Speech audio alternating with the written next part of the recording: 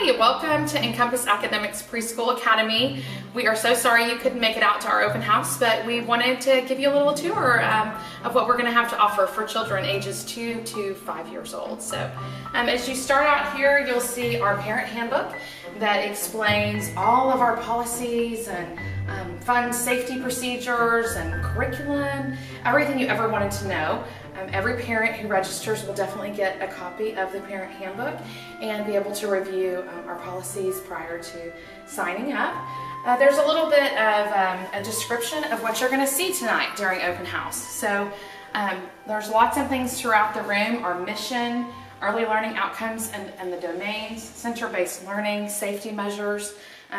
We're going to take you on a little tour. There's a lot of other things we want you to see. You missed some of our wonderful staff here tonight. Susie Black is going to be one of our preschool teachers. She is a former elementary school teacher and elementary school principal. She has a lot of experience in early childhood and really knows education. Shelley Sharp is going to be a member of our support staff. Shelley Sharp is a prior kindergarten teacher and just such a blessing to our students, and we are so excited to have her. So I'm sorry that you missed them, but we wanted you to know about some of our staff.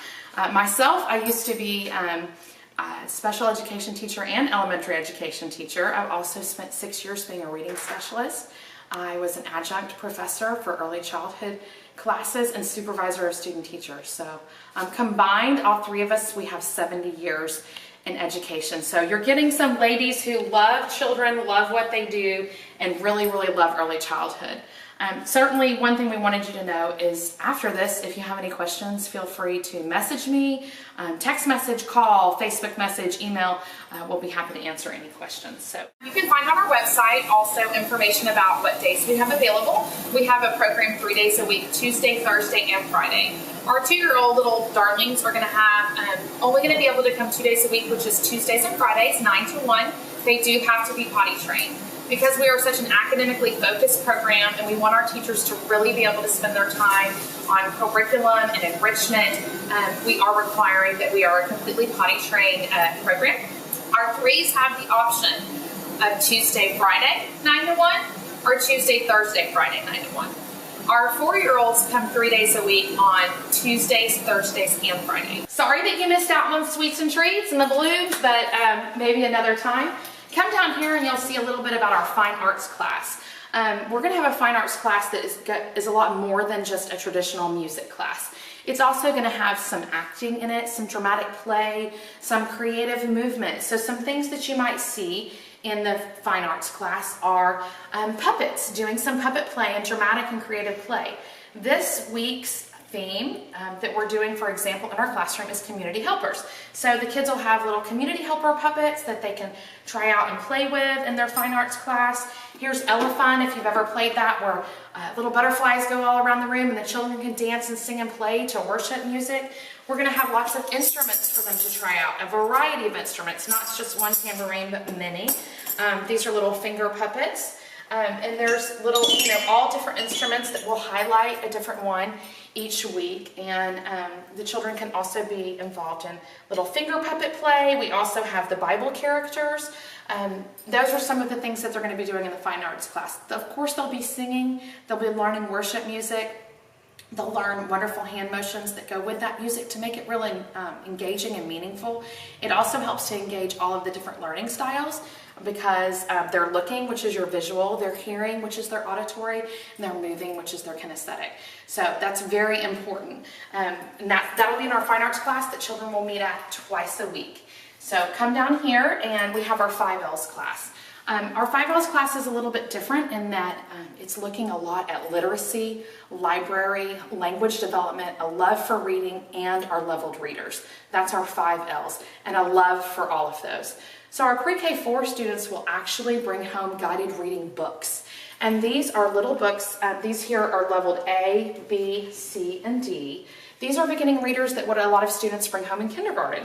And it's the way that they learn to read. So you will see that your level A's are very basic. And they have a lot of high frequency sight words in them. And this really helps to build children's confidence. They use the context and the pictures to try to determine the meaning of the words. And this at-home support of reading these books is so important to help these children become early readers. So our pre-K4 students will have a level library. I have all the way from A to Z. I actually own 2 full level libraries because I may have an obsession with books. And so as the children progress, if they go higher, we have all the way to Z. In library, we will also have a huge array of just children's literature for the love of reading. So we're not just going to send home the leveled readers, but children are going to be able to pick out other books for their enjoyment. I'll show you some of those in the classroom next door, but our 4s will bring these home. Our 2s and 3s will bring home library books that they'll check out. Students will also bring home regular library books, not just their leveled readers. And I'll give you an example of some of those when we move on into the classroom. But reading to children is so important. It helps to develop their love for reading, their thirst for knowledge. It really helps to develop their prior knowledge of what they know and learn. It also helps to develop their vocabulary. Research says that children who are read to daily are 8 months further along in their language development than children who aren't. So that's huge. A child who is 3 years old could be reading at 3 years and 8 months versus a child who's not read to that speaks like a 3-year-old. 8 months of language development is huge. So we really believe in that, and your children will be able to bring home different books every week. So follow me. We're going to go in here. So for today, we have set up a pre-K4 classroom. You can imagine that the pre-K3 is going to be very, very similar we're going to scale back a little bit on the reading. You'll see some reading things here that our pre-K4s will do. So if you just want to take a minute and do a pan of the room and look around the room, and then I'm going to go through the room and kind of explain some things for you. So when your children come in each day, there's a variety of different things they can do. One of the things that they can do is kind of a fine motor activity to get their day started. So as you look around, you will see that each of these tables has fun little fine motor activities out for them. This really helps to develop the muscles in the hand. People often wonder, why fine motor? Why is this so important? Well, when we get to kindergarten, we need to write every single day. We also need to cut. We also need to be able to color. We can't do those without the muscles in our hand. And a lot of our little kids don't really have that muscle developed. You'll see the back of their hands have that pudgy little cuteness to it. Well, fine motor activities really help to develop those muscles. So this is one of the examples of things children can do when they come in the morning. One day we might do fine motor activities. Another day it might be book browsing, where your child has an opportunity to choose books that they can sit and look at the picture, just try to determine what the story is about. This is really big when it comes to guided reading, for them to use those context clues. Another thing, they might have some seat work with some handwriting activities. We usually use dry erase for that, dry erase boards and markers and dry erase sleeves. The kids really love using the markers versus pencils every day. Again, we're helping to develop those muscles. They're not quite developed, so our children aren't going to be using pencils constantly every day. You can see that each table has a different color, so that's something that will be used in the classroom. For example, when it's time to come over to the rug, we might say, the green table looks ready. Why doesn't the green table come on over?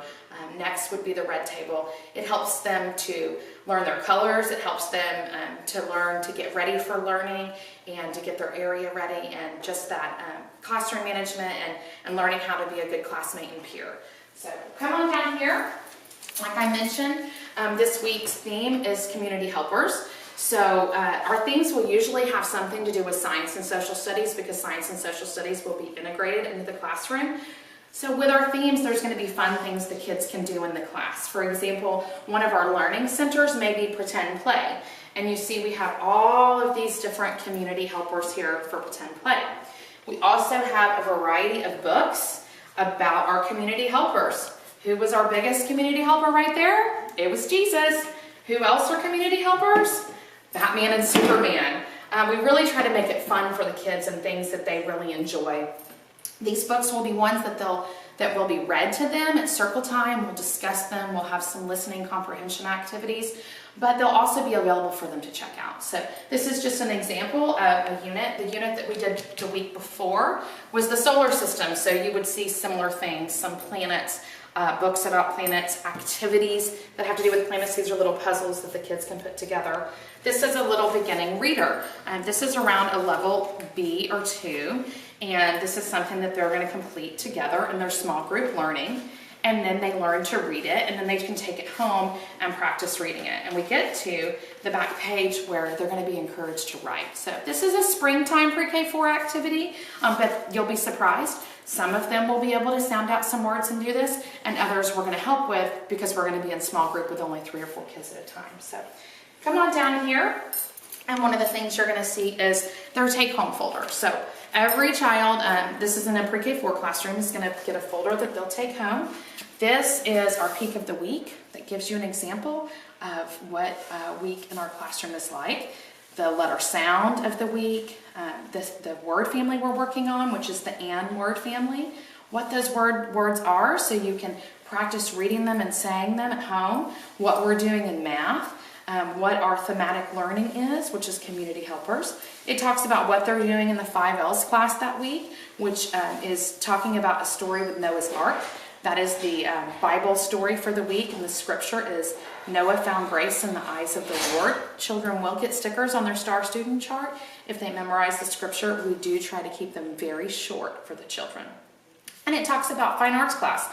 In that week, they're going to be using the puppets, they're going to be doing some sign language and motions to songs, and they're going to be exploring a variety of tambourines. So you get an idea of what that's like. Here's where they'll write down their readers they bring home, and if they practice reading them, this is a motivational chart that they'll get stickers for. It's not required, but it is there. There's some learning supplements, such as an alphabet chart, a hundreds chart, some handwriting pages that they can use with dry erase, and then a homework chart that gives them quick, very easy, very simple, lots of hands-on things to do each night. Again, it's not required, but it's optional, and they get stickers on their chart for it. There's always going to be a little bit of written homework. Again, not required, but optional if they'd like to participate. We're going to do sight words, 1 word a week in the beginning, and some handwriting practice. We'll also provide manipulatives and things for them to take home. So each week the student will also get an at-home learning box. We could probably spend a couple hours explaining these because there's so many. So our goal is for your child to bring home a different box each week. This is just some examples. We want to save you the money of you not going to Lakeshore and having to buy out the store, and instead we're going to send home different things each week. So this is just an example. This is an alphabet puzzle. Obviously these won't be all put together, so that would be an activity that your child could do. They could talk to you about what those letters, the sounds make, what they look like, the keyword picture. And there's suggested activities for 4 different nights of learning activities to do with these. All sorts of fun things. These are springtime erasers to sort, to count, to put in groups of 10. It's just really fun things for the kids to do. These are stringing beads on the string, putting them in patterns, counting them, sorting them. Here's some, these are always a favorite with the kids. Here's some letter stamps where they can make their name, they can make words, they can stamp the alphabet. It just gets them excited about learning. It helps them use those muscles in their hand that's so important. And it gets them used to homework, but in a fun way. Again, not required, but optional. Your child will bring home a different box each week in the pre-K4 classroom. This would be a learning center. So our classrooms are going to be set up where teachers will pull small groups, and then there'll be other centers throughout the room where the children can work and explore and play. They'll be explained during small group instruction. So this is one where it's just a creative station. Down here is a bunch of paint markers. They're fun little markers that are kind of like a glue stick, but they're colored. And they can create something. There's several different pieces. They can create more than one piece of work. It just allows them to be creative and have creative fun and play while the teacher's working with a small group. This is another learning center here. These are different numbers, as you can see. Here's the magnetic numbers, and what the student is going to do is they're going to go through and pull the numbers out. They're going to match them up with the number they see, and then they're going to put them on the board. That's another learning center. Over here, you see the reading center. This is where a teacher will be working in small group. So we have a variety of activities today. We have some stamps, both capital and lowercase in the ink pad. In small group, the students will practice some of their previous sight words. They will stamp them out, and then they will practice writing the sight words. Here, they will practice reading sight word sentences. And I know this sounds like, oh, my 4-year-old's going to do this. Your 4-year-old can do this. I've done this for many, many years. I've offered kindergarten readiness classes for many years, and you're going to be so thrilled with what your kid can do. You're going to be so excited, and so are they. They're going to fall in love with reading. We're going to give them that foundation. So this would be reading some of these words. Here, we're going to be making some of these words. We use a lot of manipulatives. The letters here in this bag are only the letters they will need for this page. So it really sets them up for success. We're not asking them to choose from 26 letters. We're asking them to only choose from the ones that they're going to need to make pan, can, ran, van, and man. We also have an alphabet arc here where we're going to touch and say the letter names and sounds. It's so important, again, to engage all those different learning styles. So when we're touching and saying these, we're visually looking at these, so we've touched the visual learner. We're saying them out loud, so that's your auditory learner, and then we're touching them, that's your kinesthetic learner. We also have hand motions for all of the letters and the words that they represent. That also helps to really engage that kinesthetic learner. Because they're 4, it also helps to get some of their wiggles out, and that's really important. So we'll come on down here. We have some more fine motor activities set up at their tables. And this is where the students will have what we call calendar time. So every day in the morning, the teacher will have circle time. Sometimes that circle time will include reading a book. A lot of those books are going to end up being books that are thematic, that have to do with what they're learning in the classroom. Every day, they will highlight their letter of the day. They will write the letter of the day, and the children will have the opportunity to come up and write the letter of the day. They will talk about what different things start with that letter. They will also read a little bit that has to do with that letter, so they identify the different sounds that it makes. For example, we will teach that C says k and s, because C before E, I, or Y makes this sound. So it's important that they do learn both of those at the same time. They'll do this every day, and we have different letters on the carpet, so students can play fun games with that, where I'll say, okay, Michael, can you move to the letter that says N? And they have a fun time finding that and moving to it. Okay, Sophia, can you move to G? So that kind of helps them move around the room, get a little of their wiggles out. It also helps with them not sitting so close together that we end up rolling around on the floor and being silly. But that's okay too, because they're little ones.